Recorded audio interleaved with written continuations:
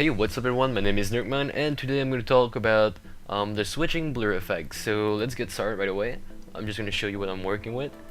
So this is a simple background image I'm going to use. It has catapult.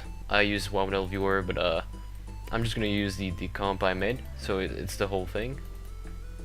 As you can see, Iron Forge in the background and some catapults near the camera. What I want to do is actually start with a focus on Iron Forge and then switch the focus on the catapults using blurs. So let's get started. First thing we want to do is duplicate the layer.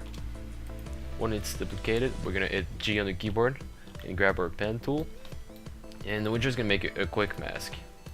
It doesn't have to be perfect because we're gonna use feather.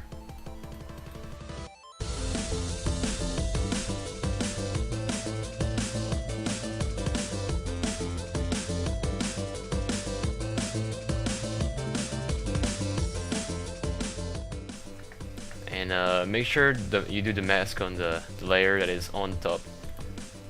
Next thing you want to do is actually turn off the other layer, and so we can see when we're actually feathering this mask how it looks.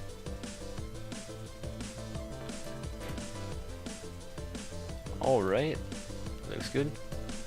I'm just gonna re-enable my background layer and go to the point in time where I want to have the focus switch, which will be at 2:15.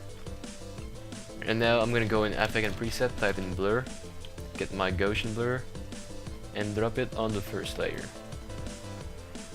And I'm gonna start keyframing the blur. So blurriness, I'm gonna keyframe this. I want approx 20 or 30. And now I'm gonna drop a Gaussian blur on the other layer and keyframe it as well. I want it to be at 0 for here.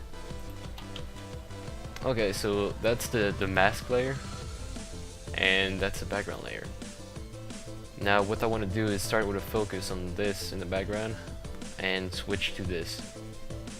So that's why I added the blur to the catapult first. Now what we have to do here is actually go forward in time to approx 3 seconds and just switch that around. So this is going to be at 0 and this is going to be at 30. Now there will be some masking work to do to make the blur look better. Alright, so I'm done working on a mask, so as you can see we get a pretty neat result. Switch blur. Of course, I could make the blur switching longer by just stretching my keyframes, but I think that it's good for what I want. And yeah, that's about it for this episode.